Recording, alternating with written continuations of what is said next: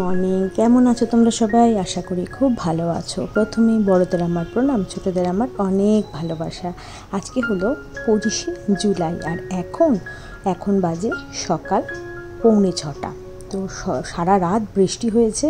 আর দেখো বাইরের অবস্থা, এখন একটু বৃষ্টিটা কম আছে, ঋষি স্কুলেও যাবে। আর ওই দেখো দূরে কীরকম বৃষ্টি হচ্ছে। তো এইদিকেও খুবই বৃষ্টি হচ্ছে, কিন্তু আমাদের এখন বন্ধ আছে।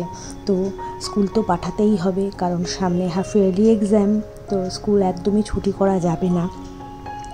আর এই যে রান্নাঘরেও চলে আসলাম, বাইরের দৃশ্য দেখলে তো আর হবে না, কারণ ছেলেকে বাসে তুলতে হবে 7:30টার সময়। তাই তার মধ্যে সব কিছু করে নিতে হবে আমাকেই। তো প্রথমেই বাসি কাজগুলোকে করে নিলাম, করে নিয়ে ওর টিফিনটা রেডি করব।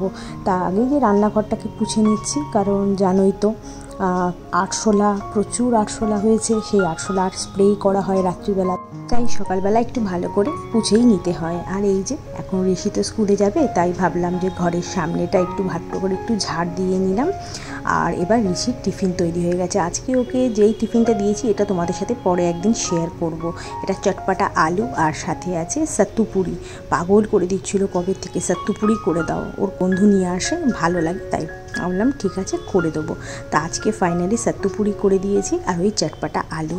তো ওকে তো চলে গেছে ও স্কুলে, এখন তো আর আমি আর যাই না, ও নিজে নিজেই চলে যায়। আর আজকে শুক্লাও আসবে না, তাই সব কাজ আমাকেই করতে হবে। তা ও চলে যাওয়ার পরে আমি 1 মিনিটও টাইম নষ্ট করিনি, সঙ্গে সঙ্গে চাটা খেয়েছি। চা খেয়ে সঙ্গে সঙ্গে এই আমার ঝাড়া পোছাতে চলে এসেছি, কারণ এগুলো যদি রেখে দিই এগুলো পড়ে থাকবে, জমে থাকবে, আমার আবার কালকে করতে গেলে তখন প্রবলেমে পড়ে যাব, কারণ প্রচুর হয়ে যাবে নোংরা। তাই ভাবলাম আজকে করেই নিই। আর এই কাজগুলো তো করতেই হবে, বলো, মেয়ে আমরা ছাড়া কে করবে? সংসারে হাউসওয়াইফের গুরুত্ব এক কথায় অপরিসীম। তারা শুধু একজন স্ত্রী বা মা নয়, সংসারের মেরুদণ্ড। ঘরের ছোট বড় সব কিছুতে একজন গৃহবধূর অনেক অবদান থাকে। আর রান্নাবান্না, খরচের হিসাব, সন্তানকে দেখাশোনা, সন্তানের পড়াশুনো, বাকি সদস্যদের দেখভাল সবই একজন গৃহবধূ করে থাকে অক্লান্তভাবে। কিন্তু তার ক্লান্ত হলেও সে কিন্তু তাকে করতেই হবে। আর সংসারের সব সদস্যরা যখন ক্লান্ত হয়ে যায় না, তখন এই গৃহবধূই তাদের মানসিকভাবে ভরসা হয়ে ওঠেন। নিজে ভেঙে পড়লেও অন্যদের শক্তি যোগানোর দায়িত্ব কিন্তু এই গৃহবধূর হাতেই। গৃহবধূদের অনেকেই হেও করে কথা বলে যে তোমরা কিছু করো না, কিচ্ছু পারো না, কিন্তু এই গৃহবধূই তো, আগেই যে বললাম, গৃহবধূই হলো সংসারের মেরুদণ্ড। মেরুদণ্ড যদি ভেঙে যায়, সংসারও ভেঙে যাবে। তাই গৃহবধূদের কখনো ছোট করতে নেই। চলো, অনেক কথা বলে দিলাম গৃহবধূদের নিয়ে, এবার গৃহবধূদের কাজগুলোকে করা যাক। চলো, যেগুলো আমাদের কাজ। তো এখন এই যে সব কিছু সবজি মোটামুটি কেটে নিলাম, আলু মানে ডিমের জন্য আলু আর পেঁয়াজ এগুলো কেটে নিলাম। আর এখন হচ্ছে উচ্ছে ভাজবো, উচ্ছে আর আলু দিয়ে যে ভাজাটা হবে তার জন্য আলুটাকে কেটে নিচ্ছি। আর এই যে কাটাও হয়ে গেছে, এরপর আমি উচ্ছেও কেটে নেবো আর ডিমটাকে না সেদ্ধ বসিয়ে দেবো। আজ এমনিতেই ঠিক ছিল ডাল সেদ্ধ, আলু সেদ্ধ, ডিম সেদ্ধ খাবো, কিন্তু কৌশিক বললো একটু অনেক দিন ও আলু দিয়ে ডিম তরকারি খাইনি, বলে একটু করো। আমিও ঠিক আছে। আর এই দিয়ে কালকে রাতেই সব বাসন মেজে নিয়েছি। আর এই যে বাজারও চলে এসেছে। আর আজকে বলেছি আমি টিফিন বানাতে পারবো না, রান্নাটা কোনো রকম করছি, তা মাথাটাও খুব ব্যথা করছে, তার জন্য আমি বলেছি বাইরে থেকে খাবার কিনে আনো। তাই ইডলি নিয়ে এসছে। সবজির যা দাম, সবজির দামের জন্য ইডলিতে কোনো ইডলি না, সাম্বারে কোনো সবজিই দেয়নি, শুধু ডালটাই করে রেখে দিয়েছেন। যাক, যেরকম যখন হবে তখন তো সেরকমই খেতে হবে। আর বাজারেরও এখন সবজির দাম আকাশ ছোঁয়া, আগুন, হাত দেওয়া যাচ্ছে না। তো চলো, কিন্তু খেতে তো হবেই, বলো। তা এই এখন রান্নাবান্নার জোগাড়জাতি মোটামুটি হয়ে গেল। অমলেট, একটা ডিম না ফাটা ছিল, তাই অমলেটের জন্য এই গুলিয়ে ফেললাম, মানে ডিমটাকে ফাটিয়ে সব তো রেডি করে রাখলাম অমলেটের জন্য। এটা আমি খেয়ে নেব। আর এখানে ডিমের মশলাটাও গুলিয়ে রেখে দিলাম, তাহলে বেশ ভালো হয়, মশলাগুলো বেশ ভালো হয়। আর এখানে এবার চালটাকেও ভিজিয়ে দিচ্ছি, চালটা ভিজিয়ে দিচ্ছি, তাড়াতাড়ি করেই বসিয়ে দেবো ভাত। আজকে বেশি দেরি করব না আজকে, কারণ শরীরটা সেরকম ভালো নেই। তো তার জন্যই তাড়াতাড়ি করে একেবারে বেরিয়ে পড়বো রান্নাঘর থেকে। তো এই যে এখন 5 ফোড়ন দিলাম কড়াইয়ের মধ্যে, দিয়ে সিম্পলভাবে এই যে আলু আর উচ্ছে ভাজাটা করে নেবো। এটা খেতে দারুণ হয়, এর মধ্যে যদি একটু পেঁয়াজ দেওয়া হয় খুব ভালো হয়। আর আমার মা করে এর মধ্যে ছোট ছোট করে বেগুন কেটে দেয়, কুমড়ো কেটে দেয়, আর এরকম হচ্ছে আলু আর উচ্ছে দিয়ে, আর সবার শেষে দেয় পেঁয়াজ। দুর্দান্ত খেতে হয়, ওটা দিয়েই না 1 থালা ভাত তুমি খেয়ে নিতে পারবে।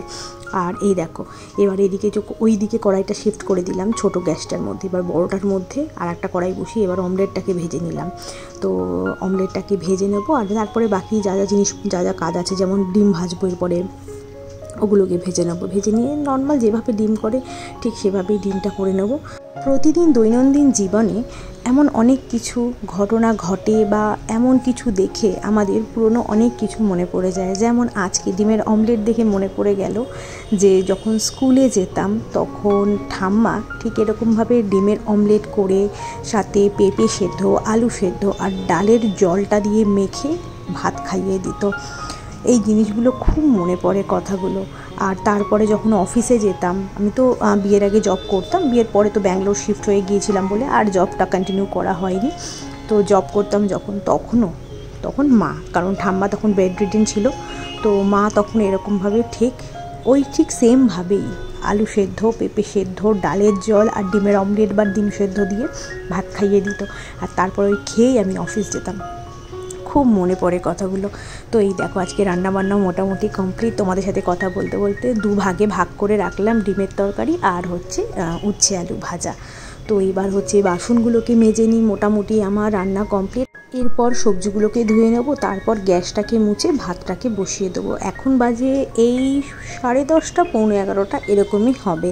তো মোটামুটি আমার কাজ সব কমপ্লিট হয়ে গেছে, কারণ বসিনি, সকালেই বললাম তোমাদের, আর তোমরা দেখতেই পেলে ঋষি চলে যাওয়ার পর থেকে কাজ শুরু করে দিয়েছিলাম, একটুও বসিনি। কারণ আমি জানি আমার মাথাটা যখন ব্যথা শুরু হয়েছে, হালকা হালকা ব্যথা, এ ব্যথা বাড়বে, তার জন্য আমি আগে করে কাজগুলো আগে কমপ্লিট করে নিলাম, করে নিয়ে তারপরে গিয়ে আমি রেস্ট নেব। ভালো, কিন্তু ওই কাজের মধ্যে যদি মাথা ব্যথা থাকে না, সেটা নিয়ে করতে পারবো না। আর মাইগ্রেনের ব্যথা কি যাদের হয় তারা ভালো মতো জানো। আর তারপরে যদি ওষুধ খাওয়া হয়, ওষুধ যেটা খাই আমরা, সেটা খেলে তো শরীর একদম শেষ, তাই বিছানা থেকে উঠতেই পারবো না। তার জন্য আগে আমি কাজগুলোকে করে নিলাম। তাই যে সবজিও ধুয়ে নিলাম, শসা, গাজর, পেঁপে, বেগুন আর ঢ্যাঁড়স আর ওল কচু এনেছে একটা, ব্যাস এইগুলোই এনেছে মোটামুটি। এগুলোকে ভালো করে একটু ধুয়ে রাখলাম জায়গায়, ওলটাকে একটু বাইরে জানালাতেই দিয়ে দেবো যাতে, আর বাইরে তো ওয়েদার খুব ভালো না একটা, কারণ বৃষ্টি মেঘলা হয়ে আছে, ঝিরিঝিরি বৃষ্টিও পড়ছে, তাই জানলার কাছেই রেখে দিলাম, যেটুকু শুকোবে। কারণ এখন ওলকচু বা কচু জাতীয় জিনিসই এখন খেলে পরেই গলা ধরবে, কারণ সব ভিজে আছে বৃষ্টিতে, তাই একটু শুকিয়ে তারপরেই খাওয়া উচিত। তো এদিকে গ্যাসও মোছা হয়ে গেল, আর তারপরে এই যে টাইলস যেগুলো আছে সেগুলো মুছে নিলাম। আমার যেন রান্নাঘরে গিয়ে কলের পিছনে যে টাইলসটা দেখছো না, সেটাতে না ড্যাম্প ধরে গেছে, তোমরা বুঝতে পারবে, দেখো ভালো করে একটু ভিজে আছে, ড্যাম্প মতো ধরে গেছে। বুঝতে পারলাম না, এই দেয়ালটাতে সেরমভাবে তো ড্যাম্প ছিলই না আগে, কিন্তু কেন এরকম হলো, যদি আগে বুঝতে পারতাম তাহলে পরে তো এখানে ওই ড্যাম্প প্রুফ কিছু লাগানো যেত, যেভাবে করা হয়েছিল ঘরের মধ্যে আমার ড্যাম্প প্রুফ লাগানো হয়েছিল, কিন্তু এখন আর কিছু করার নেই। আর কী করবো এখন বলো। আর এই দেখো বাজার থেকেও কিছু জিনিসপত্র চলে এসেছে, সেগুলোকেও আসলাম। আর এই যে বৃষ্টি শুরু হয়ে গেছে, বলতে আমার রান্নাবান্নাও কমপ্লিট, আর ঘরে এসে দেখি বৃষ্টি, দেখো মুষলধারে বৃষ্টি হচ্ছে।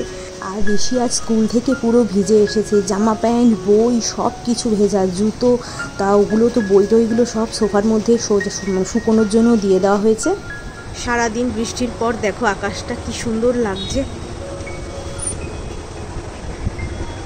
দারুণ লাগছে দেখতে, মেঘের ফাঁকে সূর্য লুকিয়ে আছে, দারুণ লাগছে চারপাশটা, কি সুন্দর অপূর্ব। রাস্তাঘাট সব ভেজা,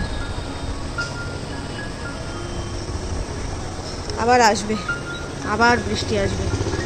ওটা দেখছো তো এইদিকে দেখো কেমন মেঘ করেছে।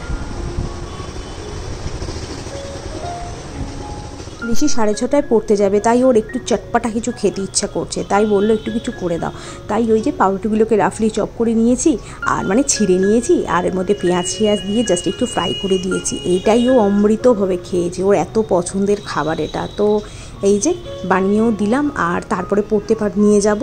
আর ঠিক সেই টাইমেই নেমেছিল আরও জোরে বৃষ্টি, সাংঘাতিক বৃষ্টি নেমেছিল। তো তার মধ্যেই নিয়ে গিয়েছিলাম, ছাতাতেও মানছিল না, এমন বৃষ্টি, দুজনেই মোটামুটি অর্ধেক ভিজে গেছি। ডিনার হয়ে গেছে, এখন বাজে 11:15। তো সারাদিন তো বৃষ্টি নিয়েই কাটলো। আর বৃষ্টিকে তো সন্ধ্যেবেলা পড়তে দিতে গেছিলাম, সে বৃষ্টিতে ছেলেও ভিজেছে, আমিও ভিজেছি, মানে ঋষির প্যান্ট মানে সামনের দিকে ভিজে গেছে একদম। তা কী করবো, আমি চলে যা, হালকা হবে তো, বসে থাকবি হাওয়ার দিকে, সামনের দিকে তো ভিজেছে, শুকিয়ে যাবে, কী করবো আর, না হলে পরে একটা করে প্যান্ট ক্যারি করতে হবে ব্যাগের মধ্যে আর কি। তো যাই হোক, এই হলো, এখন খাওয়া দাওয়া তো সব কমপ্লিট, এখন শোবো। ওটা দড়ি টানানো, হ্যাঁ কিছু মনে করো না, কিছু করার নেই, বর্ষাকালে সবার ঘরেই এরকম থাকে।